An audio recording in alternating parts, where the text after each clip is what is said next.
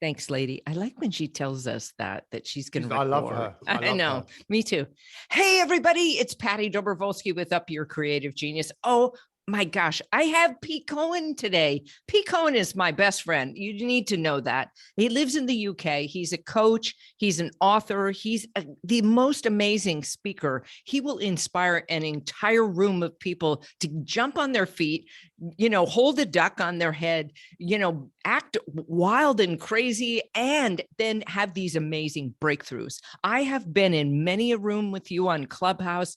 I've been inspired by you from the moment I met you, and I am so thrilled to have you here, Pete. I know how busy your schedule is, so thanks for squeezing me in. Welcome. Oh, it's an absolute pleasure. I was just had a flashback when you were talking about me, because you and I worked together in Nice, and we had a global audience, and there were interpreters at the back. Yes, the translators in the translation booths. Yes. Yeah, and I when I was talking, I was watching them, and they were moving their hands just so much. I was going, "What are they doing?" And so I was thinking, "Slow down, slow down. They have to translate. Slow down." Yeah, but when I spoke to them and asked them, well, first off, they were Italian, which might not seem significant. Of course, that's why their hands are waving. But they said we had to feel what you were saying, and that's why we were moving our hands. Oh, yeah, I love that. And that's what I love. One of the things I love about you, Patti, I can feel you could speak in a different language, and I would still feel like, wow, this person is so. I feel the same way about you, Pete. You're just incredible. And so, you have to tell me, how did you decide to do this? Like, you are so well known all over the UK and the world now, right? You were known around the world a little bit, but now, I mean, you had that coach bus that went around Britain. And, just tell the audience a little bit about your story from the beginning, how Pete Cohen, and then how did it begin? And then what's happening now? Okay. Move us from time. Okay, so I mean, we talk about pivoting, right? Which is what your podcast is all about. And I think for me, I first made a pivot when I wanted to be an actor, just like you. And I had a big problem. I had a big problem with acting. It was learning lines. So I often got twice. I got 2 major roles in productions, and both times different directors just said, "Look, it's taking you too long to learn the lines. So we're going to have to give that part to somebody else, and we're going to give you a smaller role." So I always wanted to act, because I love to be on stage. I love to share, Yes. It's not that I want to be seen, even though I did want to be seen for a long time. Yes. I want to share. And I've had that wonderful opportunity. I was on TV in the UK for 10 years. I had my own TV show. I've been published by the biggest publishers in the world. But that was then. And none of that matters now. I've probably like you, like all of your listeners, we've had times where we have to pivot, but most of the times the pivots come because circumstances push us into the pivot, rather than we don't have to wait for a disaster or a prognosis to decide, to be different. Yes, it's true. And I will say this, that you really have pivoted in a major way in your frame of mind and your mindset about who you are and why you're here in the world. And so, and that, that was really an incredible change. So, you mentioned one little thing, which this is something we shared in common. In our early years, we really did strive to be seen. We wanted to be seen. That was the most important thing. Don't get me wrong. I love being seen, and I love being on stage. It's incredible, right?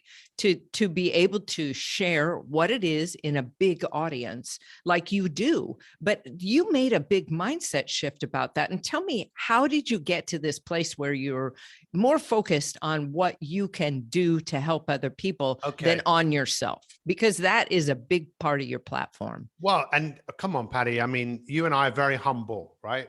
We're very, very humble people. I think you're more humble than I am. I'm a Leo. I can't help myself. I just get a little full of myself sometimes. But yes, I'll pull it back. Yes. I don't think so. I think you're very, very humble. And you get to an age, I think, where you realize, look, it's not really about me. It's about what I'm doing. Yeah, but it's not.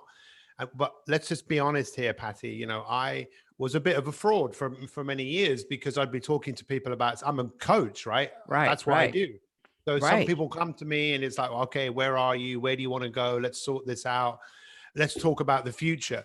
But if you ask me about the future, I hated the question. I remember someone saying to me, a guy in America, he said, come on, let's talk about you in 5 years time. I said, I don't want to talk about that because I didn't say this, but I don't have a clue what that looks like. Yeah. But it was only through, as you know, my wife having a brain tumor, not being given long to live, that my coach who was in Dallas at the time told me, find people that are still alive and find out why. And then he said, ask her what she's going to do when she gets better. I didn't ask her that question for 3 years.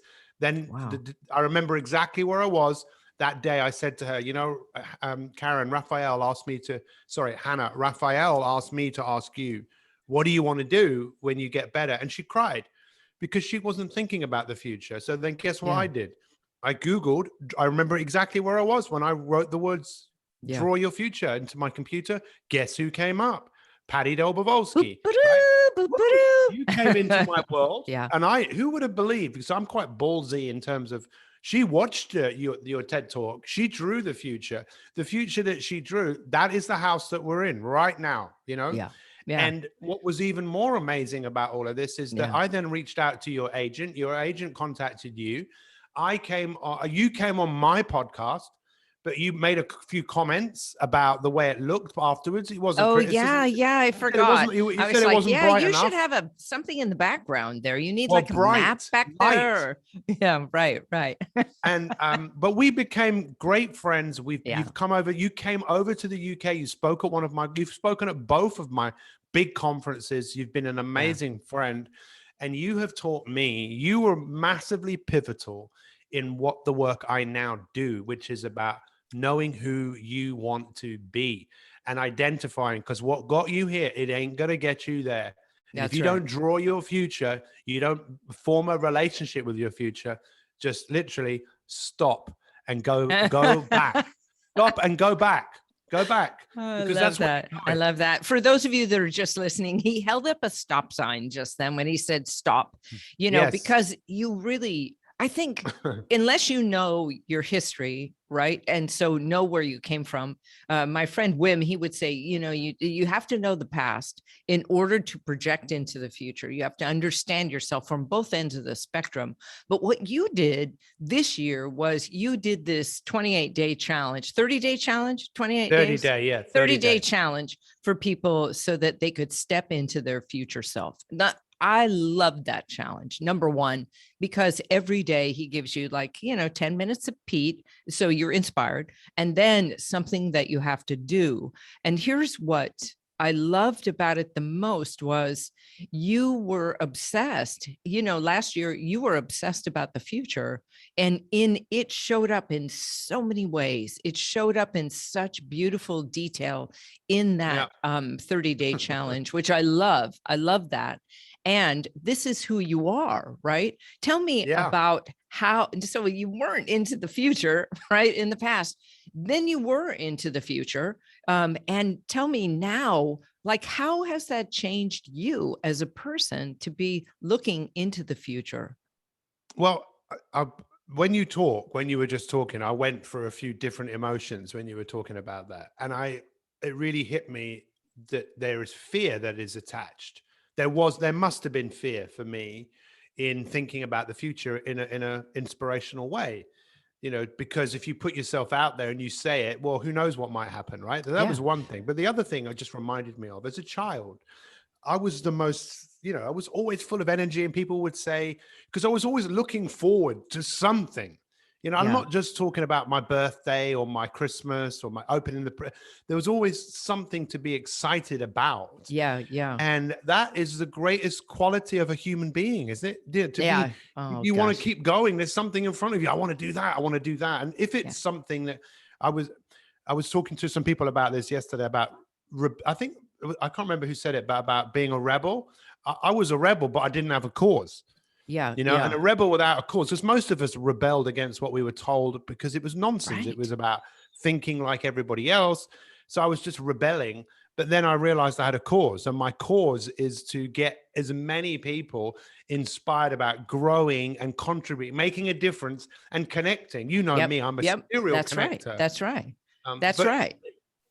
yeah, two peas in a Well, pod, actually. and the thing that I think is fascinating is that then during the pandemic, you decided to get on Clubhouse. And Clubhouse, for those of you that are listening, have never been on Clubhouse. Let me just say that it's podcast in every moment, right? You're Yeah. always live and on stage, and you have the opportunity to get on stage with people that you would never meet otherwise. I mean, they just showed up there in Clubhouse. And then what was fantastic is you took the mantle in Clubhouse and you became a moderator, and an extremely skilled moderator where people really are able to share, and you listen so much better than anybody in the moderation, especially me. I always take tips on that listening. But tell me, what was that like for you in Clubhouse? Well, Clubhouse came into my life when my mum, probably one of the most difficult times in my life. It was December last year that my mum was diagnosed with lung cancer. I got on Clubhouse in January, and it was escapism as much as anything else, because I wanted something to do. And, but I was really trained very well by my dad. My dad has always said, you've met my dad. He's not here anymore either. He said, it's not what you know, it's who you know. So I want to build a network, but I want to shine a light on it. He was a Rotarian for over 50 years. Rotary. The motto of a Rotarian is you seek service over self. So I want to serve. And I love it. People think, oh, how do you do that? It's really difficult. It's not difficult. It's the easiest thing I've ever done. It's like it's not hard. It's like, hey, it's like you're in a room on Clubhouse. It's like you're in a club, and it's like someone comes in. Hey, listen. Patti's over here. She did that TED talk, Draw Your Future. Hey, yeah, come over here. Oh, hey, you over there. This person's over there. And it's like, what fun.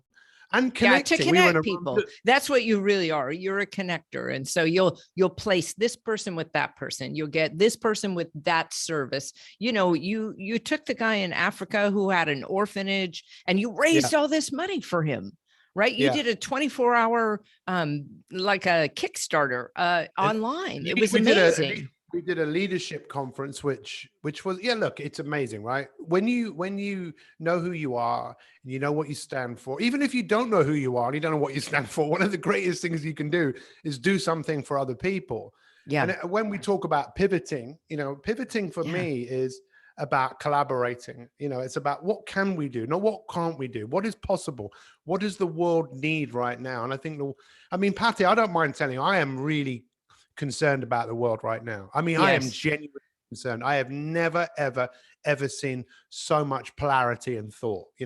I have never seen, and you're obviously in America, you see it even in more Texas, than we do. In Texas, think about the polarity right here, right?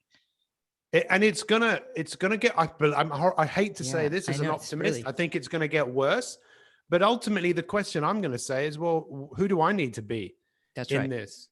Who is that, and who do I need to surround myself with? Because if you don't pivot in that direction, then I think you're going to get lost and caught out, and you're going to get caught up in a whole load of hype and whole load of. There's never been a time in history with more uncertainty, more fear, more worry, more doubt. That's right. More restrictions. I just think ultimately we have to decide to up our creative genius and decide what is the future that I want to create. Yes. And how can I do it every single day? Get up and do something for good every day, kindly go out and spread whatever is. And you're all around, your coaching practice is huge. My 365, that's 365. You are every single day helping people to improve and helping people to start their business, get it going. Say a little about that so people understand what you do now, not just Clubhouse, but because that is a big focus of yours, but also, tell us about your coaching practice. Well, I'm very proud of my brand. This brand that we created 7 years ago. I wanted to get me 365, but that had already gone. That's right. I'm it was so gone. glad I got my because the M stands for, the mindset. What is your mind set on? Yes. The motivation. The I is really the important letter. The I stands for the identity of the Mm. person that you want to be, and being Oh, inspired about being that person, and having a go at doing that for 365 days. That's a yeah. long time for a lot of people. But if you really focused on being a better version of you, and you knew Yeah. who that was, Yes. that's my 365 is really about identifying with who you could be. Because as my background is in sports psychology, if an athlete comes to, I'd love to hear what you think about this. Let me just explain. If an athlete comes to me and I say, okay, what do you want? They might be able to articulate what they want, but sometimes they need a bit of help, not to articulate it, but to see it. What do you Yeah. want? So, okay, I want to win the world medal, the Olympic gold. Okay, how do you know that you have? And of course, they have to go, well, because I can see it. Okay, so okay, that person there, I'm sorry, that's not you. That is not you. That could be you, right? Right. It's there for you, but who is that person? Because that person is saying yes to things that you're saying no to, and is saying no to things you're saying yes to. Unless you build a relationship to that person, Yeah. then it's going to be difficult. It's going to be really, really difficult. I wonder, what's your thought about that? I've never really Well, asked. I want to ask you. So yes, I believe that we know this from research that if you connect yourself to a future you have 42% better chance of success in achieving your goals. That's the stats on it. When you connect with future you, no matter how you do it, whether you have conversations with them, or you write them a letter, or you draw a picture, right? All these things help you to do that. But what I want to know is, how do you actually connect with future you? How do you do it? And then what do how does it impact how you It's show up such, in the world and what you it's choose to such, do? it's such a great question, because in therapy, right? You and I have had therapy. We've given therapy. That's There's right. the exercise where they say, if you could go back to your younger self, what would you say? If I'd go back to my younger self, I'd say, you're brilliant. Don't worry about any of this stuff that's That's coming. right. You just need to go through it. Just get on with it. Yeah. Your future's going to be so bright. But then we carry a future self. Yeah. And I think most of us are living a future that we don't want. I really do believe that. And I think if you wake up to the fact that there is a future you that's already out there, you just haven't connected with it. So it's like building a relationship, building a friendship. And I envisage my future self talking to me. I think to myself, what would you do? That's how I do it. And my future you And then do tells you me. write that down? Do you write it down I and then keep a take that journal. advice? Yeah. Definitely. And then do you do It's any kind of meditation or anything like that? What's a day in the life of Pete Cohen? I kind of well, want to it's get an idea for that. So well, people are some going to people. want to know that, how did you grow into this? And then what does it look like so I can pull a few of those tips into my world? So you wake up at like 3 a.m. Well, it's definitely not everybody's cup of tea what I do. So it all starts off with a good night's sleep, and sleep has always been a bit of a challenge to me. But I look to go to bed at around 9 o'clock, right? And then I will wake up at 4. My wife said to me the other day, "Why are you getting up at 4? Because I had a late night." I said, "Because it's just a routine, Yeah. I Yeah. need to stick to my routine." So I get up at 4. I come downstairs. I put on the hot water so I can have a cup of coffee. I drink a whole lot of water, and the first thing I do, Patty, is I just love to learn. So I'm pick things I'm interested in, and I make notes on it. Then at 5 o'clock, I'm going to exercise. Well, I've got my exercise equipment right here. I love movement. I just love, unlike you, I mean, you're a massive movement advocate. Life is motion. I don't always feel like it, but I've got to Right. move. I've got to sweat. And then I'll just do a little meditation. I've got a journal that we have. And then I go live on Clubhouse. And that to me is such a privilege, because I'm so ready. I've had 2 hours to get ready to then Right. to Right. talk. And it's like, I'm Yeah. vibrating. I've learned something. I want to teach it. I want to share it. You've And I just sweat think, already. You're sweaty. yeah, I make Hannah a cup of coffee. I sit with her for a few minutes, and then I'm bang, let's go. Yeah. I love And that. that's what I do. I know what I love to do, and I love to help people work out, when is it that you feel most alive? And I feel Yes. most alive right now just talking to you. You know, it's like there's nowhere else on earth I'd rather be right now than just being here, knowing that someone will listen to this and someone will go, oh, that's interesting. I never thought of it like that before. Yeah, yeah, I So love that. So then you're on Clubhouse and you're on there for a while, but then you start to do coaching with people, don't you? Isn't part of your day doing one-to-one coaching? only a bit. I used to do a lot. I have a group that you have been a part of. I mean, how does that feel for you? Come on. Let me throw this back on you, because Oh, yeah. our relationship Yeah. is pretty unique, right? In terms of the impact that you've had on my life, my wife's life, the impact I've had on your life. All the people I Definitely. coach, all of the people that have been through the 30-day program have seen you, because you're a part of that. All of the Yeah. people that are on my elite coaching program, they all know you because they've been through another one of your courses. What's that like for Yeah. you, knowing the impact that you've had on people, on a lot of people? You don't even know those people. You've never met them. Yeah, I think I don't think about that. I don't think about the impact that I have. I just know that there's more people to reach. So I'm always Yeah. looking for the person that is waiting out there, like Siona, right? Who is trying to change the world by getting them to stop making plastic toys, who's 10 years old with her own podcast. I mean, come on. The people that That I've was met through amazing. you are just incredible. So what I know is that I'll randomly get these notice, an email from somebody almost every single day, of somebody who has seen me somewhere or watched the video or done that. And I think to myself, okay, good. If that's my legacy universe, I'm all in. You just show me the next door you want me to walk through. And if it continues to be this door and I'm expanding it, that's the way to do it. And I think that's what I love about what you've been doing, is you continue to modify and change and pivot with what your audience needs, what your community is asking for, what you're listening for, which that's so essential, I think, when you're building your brand and you're coming up with the identity of who you are and what you bring to the world. Well, you've just um, given me something, just in terms of, I really want to celebrate this year the people that I've been on this journey with. So I'm going to celebrate them, whether that's on Clubhouse or through a podcast, because what a privileged position to be of a positive impact in people's lives. I think that I know I'm not going to be here forever, but while I'm here, I definitely want to just do what I can Yeah. with what I have. And what I have, Yeah. I mean, Napoleon Hill wrote about this idea of retirement, that people buy into this idea, and then they're focusing on something which is the end. And I think Yes. that's why a lot of Right. people die soon after they retire. It's like, That's what? right. I don't want to. These are my best years, right? And for Right. you, for us, these should be our best years, because we've got all of this experience that we've been through, that we Yes. can now share that with others. So I just feel like I've just got started. When people ask me, what have you done? I think, I don't really want to tell you, but I will, because you're obviously interested. Let me tell you what I'm Right. going to do, Right.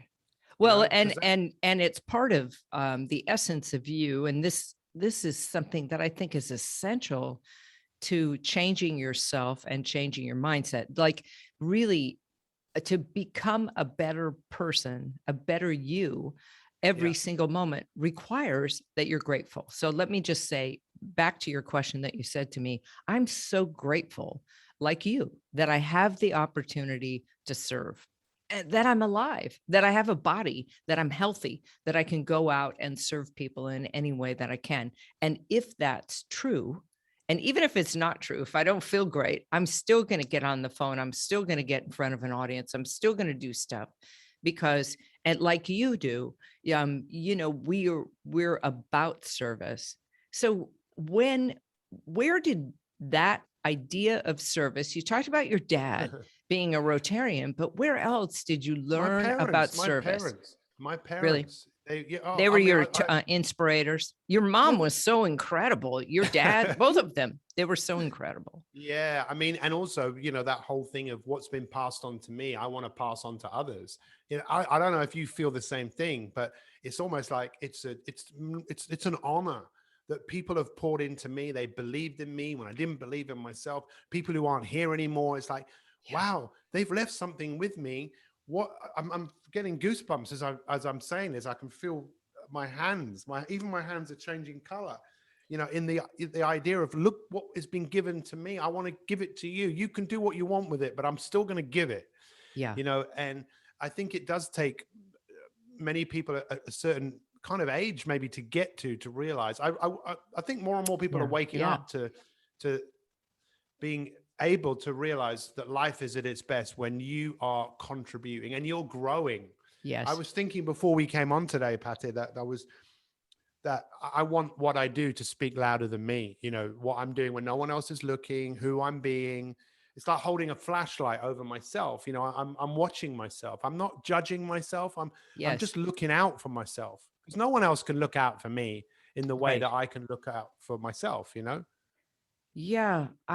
I love that. Nobody could look out for me For the way me. I can look out for myself. Yeah, I Nobody mean, can you look do. You out for always look me. out for me. Let's be honest, Yeah. you always look out for me. You're very intuitive. You send me messages sometimes. I was thinking about you because that's another thing. When you were talking, I was also thinking about how you're very intuitive, very, I would say, very spiritual, which is you are guided by something that is bigger than you. You know, you have faith in the universe that everything will turn out okay.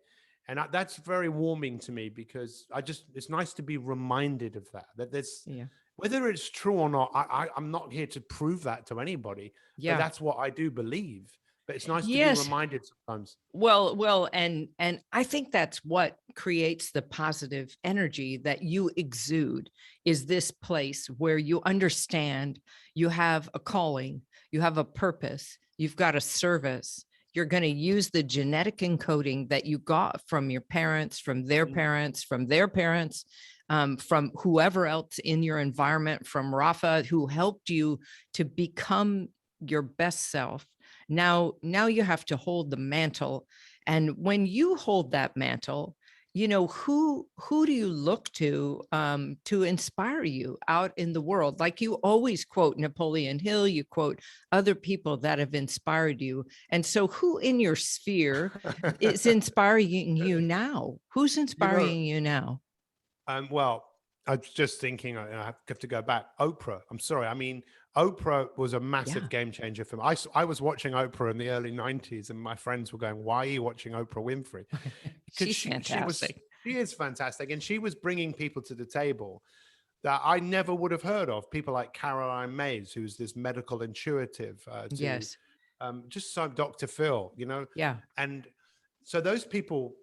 Uh, but now, who inspires me? Well, obviously, one of those people you've met. You know, that's my wife. Yeah.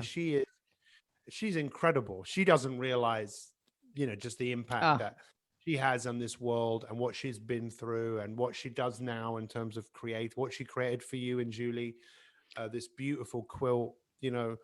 I love the video that you sent when she sent it to you. You asked her to make something. So she never would have imagined herself years ago. And I think that's also another important point, because she wouldn't have imagined it, yes. but she had to go through something in order to find out really what her calling was. And her calling is to Yeah. create, Yeah. and again, I don't think you realize just how much of an impact you've had on her. We Yeah. love you, Patti. We Oh, yeah. Well, I love you both too. And I was thinking too about what you were saying, because I think this is it. You know, it's often when you are up against something that you find you must need to make these big pivots, right? In your what you're doing. It might be your career, it might be yeah your focus, it might be whatever's happening. And it's the discomfort that forces you out of who you are to step into who you could be. And you have to, feel the discomfort of it. I think of the times where you felt uncomfortable, and we've shared a conversation about it, and then you have totally recommitted to something new, which I think that is an amazing thing about evolution, is that as beings in the world, we have the opportunity, when we come up against ourselves in a hard place, to evolve.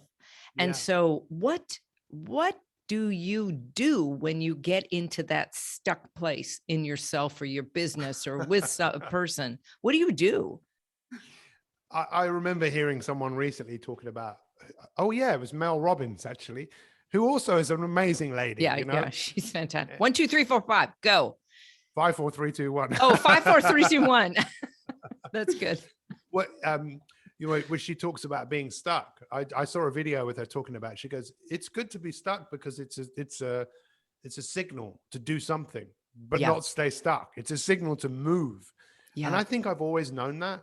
It's that when I feel stuck, I've got to do something. I don't understand people that when they get stuck, but then I'm kind of contradicting myself, because sometimes if I feel stuck, I'll distract myself. But I'm getting much better at going, nah, don't do something that is productive. Don't waste time. You know, I'm not saying there's anything wrong with looking out the window and putting your feet up and all of that stuff, which is yeah. Or important. And again, taking I a learned that. walk, you know, to Yeah. get clear your head and figure out what it is. Yeah. And having faith. And I do have a lot more faith actually over the last few years, around if I'm stuck on something, is to leave it Yeah, and say, you know what? That's again, Napoleon Hill used to call it, he used to call it his sub. Hey, sub, you know, asking a subconscious mind to give you, before you go to sleep at night, hey, sub, can you just yeah, sort this yeah. out for me? So when I wake up in the morning, the answer will be there. Or He was write a that very, on a little piece of paper, stick it under your pillow. Yeah, any kind of yeah, tips like that. I having, love those.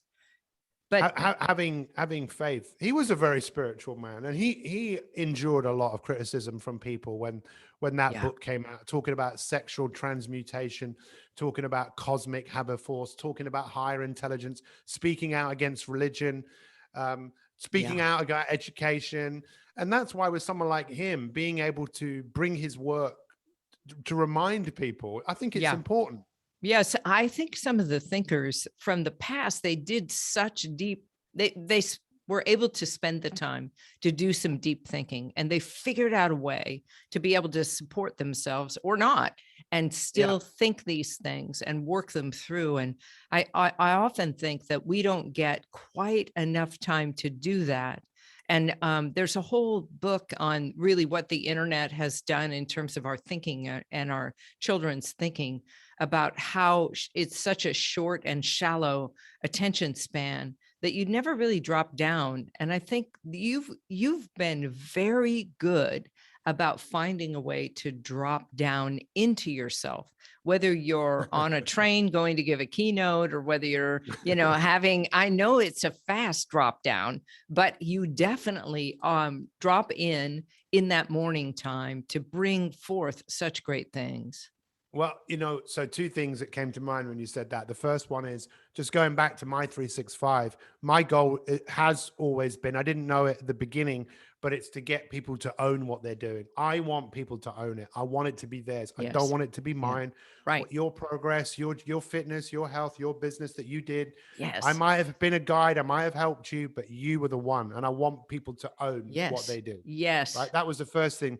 The other thing that you just pointed out there about dropping deep. I know I have a talent, and I'm sure other people do, that getting people to drop down themselves by asking Yes. them a few questions. So you ask questions of people that go, no one's ever asked me that question. And you get people to really go to a place of real importance and real significance, the heart Yes. of people, Ah, the core, yes. you know, like Well, that one. well, I love that, because that's so true. You ask the best questions, but what, where do they come from? So you tap your creative genius in this very unique way. But I wonder, well, how does that drop in for you? So how do you know the question to ask?